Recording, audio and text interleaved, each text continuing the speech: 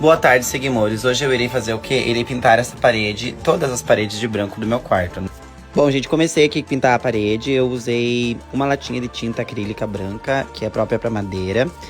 Olha, gente, que dengo, pingo. Vocês vão ver durante o vídeo, ele dormiu a tarde inteira aqui enquanto eu tava trabalhando. Olha lá, dormindo.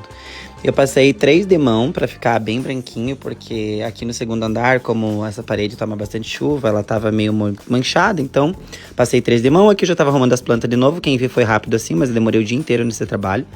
Gente, olha que lindo que ficou. Vou deixar um vídeo no final pra vocês verem. Aqui eu tava limpando uma tinta que eu derrubei. Gente, tá aprovado?